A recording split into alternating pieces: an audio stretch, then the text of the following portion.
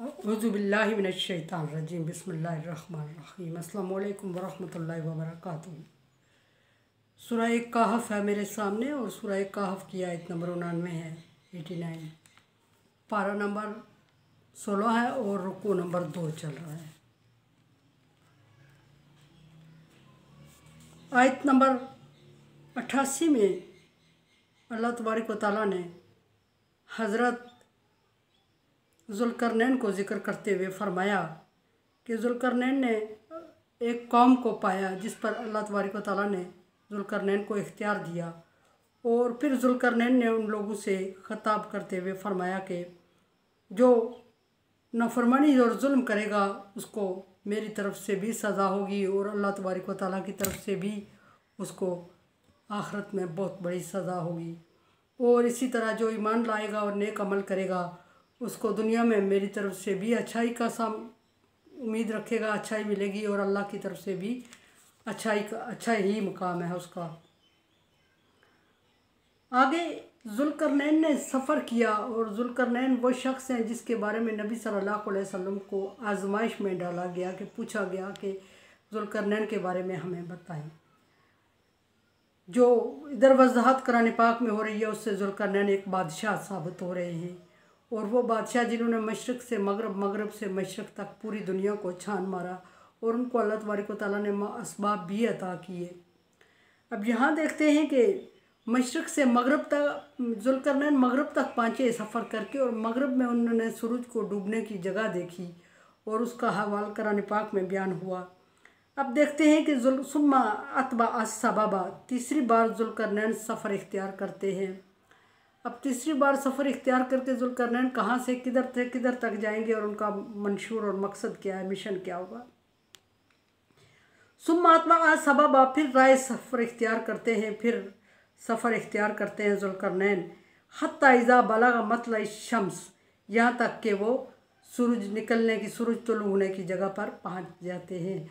याद रहे कि पहले वो ऐसी जगह पहुँचे जहाँ सूरज गुरूब हो रहा था और अब जो सफ़र है उन्होंने मगरब से मशरक़ की जानिब किया और अब वो ऐसी जगह पे पहुँच गए हैं जहाँ से सूरज तुलू हो रहा है।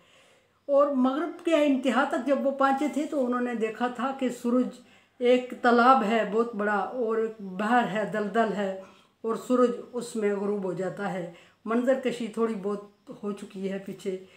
यहाँ अब मशरक़ से सफ़र किया और रास्ते में ज़ुल्करनैन ठहरते गए, बहुत सारी बस्तियों का सामना हुआ, बहुत सारे लोगों का, बहुत सारी अक़वाम सामने आती गई और ज़ुल्करनैन हर एक को अल्लाह तबारक व तआला की वदानियत का तौहीद की तबलीग करते गए और कुछ लोग मानते गए और दुनिया और आखिरत में ज़ुल्करनैन की तरफ से भी उनको आसूदगी और सहारा मिलता गया और अल्लाह तबारक व तआला के यहाँ भी सुरखरू होते गए। लेकिन जो लोग नहीं मान रहे थे, तौहीद की तरफ नहीं आ रहे थे, मुशरिक थे या किसी और मज़हब के पैरोकार थे, उनके लिए ज़ुल्करनैन ने बाकायदा जंग की और जंग के दौरान माल असबाब लौटता गया और जो लोग ईमान लाते गए वो उसकी फ़ोर्स में शामिल होते गए। इस तरह ज़ुल्करनैन अब बहुत पूरी दुनिया में छा चुके थे उसके पैरोकार और उसके फॉलोअर। और ज़ुल्करनैन इतने बड़े लाओ लश्कर यानी दुनिया में फैली हुई अपनी जमात या अपनी फ़ोर्स के साथ सूरज तुलू होने की जगह पर पहुंच चुका है। बाज़ रवायात में है कि ये इसराइली की रवायात में है कि 1000 साल चलने के बाद ये पहुँचे थे। बहरहाल जितना भी बहुत लंबा सफ़र करके सूरज के तुलू होने की जगह पर पहुँचते हैं। अब सूरज तुलू होने की जगह पर उन्होंने क्या देखा, उन्होंने ये देखा कि सूरज देखते हैं कि कुरान पाक क्या फरमा रहा है इसमें। वजदा हा तत्लू अला कौम, उन्होंने देखा कि सूरज तुलू होता है एक ऐसी कौम पर यानी कि उस मशरक़ के बिल्कुल करीब तरीन मगरब के बॉर्डर के करीब तरीन ज़ुल्करनैन ने देखा था कि दलदल है और वहाँ सूरज गायब हो जाता है।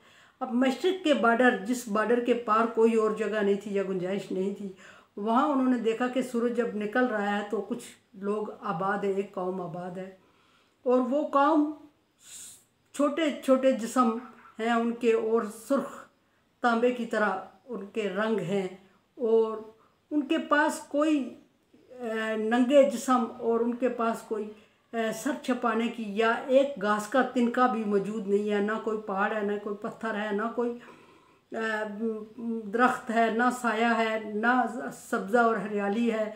और उनके लिए कोई पर्दा नहीं है उनके और सूरज के दरमियान, किसी तरह भी वो अपना दिफा नहीं कर सकते। और जब वहाँ देखा तो वो मछली खोर थे, सारे मछली खा के गुजारा करते थे और सख्त जान थे।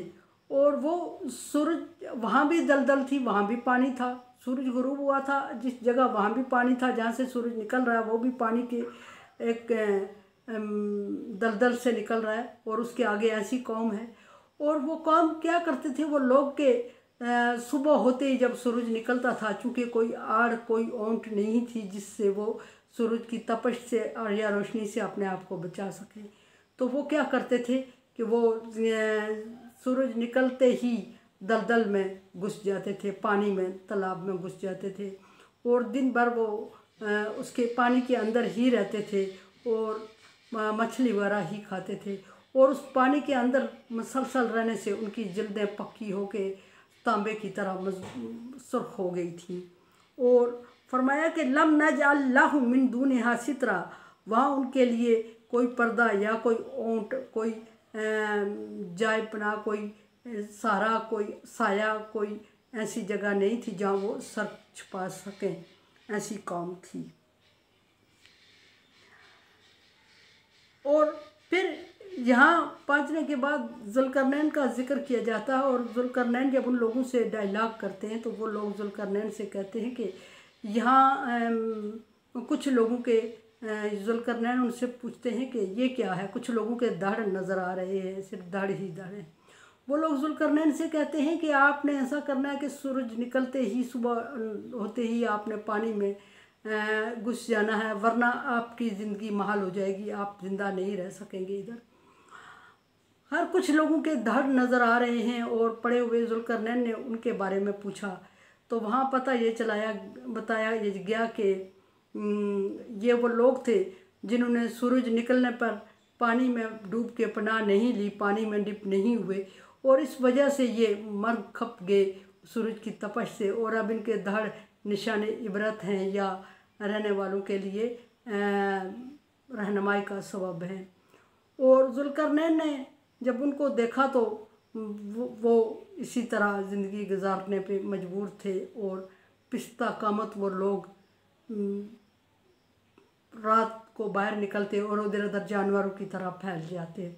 और वो नीम वहशी टाइप लोग थे, दरिंदों की तरह ज़िंदगी गुजारते थे और बग़ैर लिबास के और बग़ैर किसी ऊँट के सहारे के। और बस इस तरह दुनिया सुबह होते ही पानी में चले गए और रात को फैल गए और लोगों को नुकसान पहुँचाए।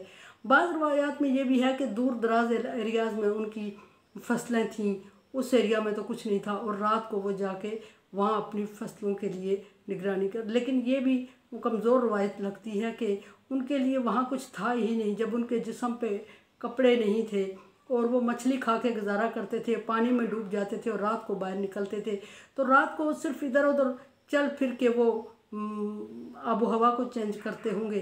अदरवाइज़ खाने पीने का कोई इंतज़ाम वहाँ नहीं था और उनके पास दूर दराज एरिया तक फसलें भी नहीं थी। ये उन वैश्यों के बारे में कहा जाता है जो मशरक़ के बिल्कुल साथ दहाने पे आबाद थे।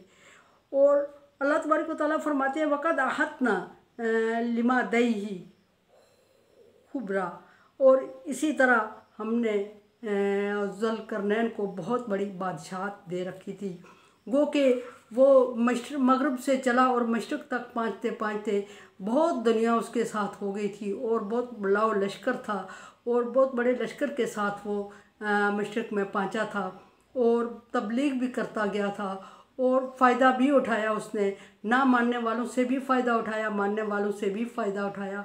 और लेकिन जब वो जाके वहाँ पहुँचा तो उसकी फ़ौज दुनिया के अतराफ़ में फैल चुकी थी। इतनी बड़ी फ़ौज हो गई थी उसके, इतने बड़े मानने वाले फॉलोअर उसके थे कि पूरी दुनिया में फैल गए थे।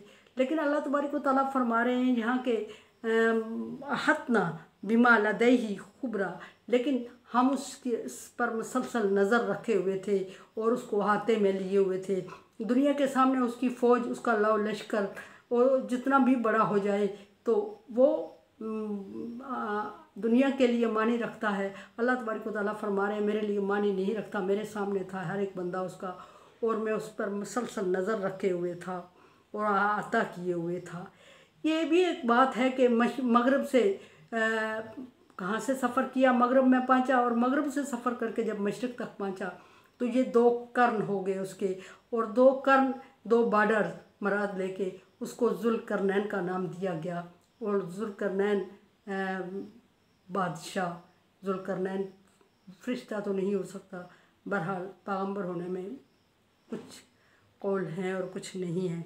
ये था ज़ुल्करनैन का तीसरा सफ़र जो कि मशरिक़ में जाके ख़त्म हुआ, और तुलुए शम्स का उसने नज़ारा किया, और वहाँ भी दलदल थी। तुलुए गुरूब शम्स में भी दलदल देखी, उसमें सूरज को गुरूब होते, तुलुए शम्स में भी दलदल देखी, और उसमें से सूरज निकलते हुए और ऐसी मखलूक पर पड़ते हुए जो इंसानी जिस्म में वहशी थे, और वहशियों की तरह खा पी के चीर फाड़ के खा के गुजारा करते थे। और जब रात को वो उस पानी से निकलते थे तो बहुत इर्द गिर्द के एरियाज़ में दूर दराज में फैल जाते और तबाही मचाते थे, और लोगों का नुकसान भी करते थे। जो दूर दराज जिस एरिया में पहुंच जाते थे वहाँ नुकसान करते थे। और आगे इनका अहवाल ज़िक्र होगा कि वो कौन सी मखलूक थी और क्या चाहती थी और किस तरह गुजारा करती, इस तरह बिलाखिर कहाँ कब तक वहशी तौर पे उन्होंने गुजारा किया। मेरे चैनल को देखें, समझें और मुझे राय दें। आपकी राय का मुझे इंतज़ार रहेगा। तावनु अलल बिर्रि वत्तक़वा वला तावनु अलल इस्मि वल उद्वान। नेकी और अच्छाई के कामों में एक दूसरे से तावन करें, अल्लाह का हुक्म है ये, और बुराई के कामों में तावन मत करें। तो अगर आप समझते हैं कि ये काम कुछ नेकी का, भलाई का, अच्छाई का आपको मालूम होता है तो फिर अल्लाह तबारक व तआला की तरफ से आप पाबंद है, लाजम है आप पर कि आप तावन करें। और अगर आप समझते हैं कि नहीं है इस काबिल ये काम तो फिर अपनी राय का इज़हार करें। अल्लाह हाफिज़।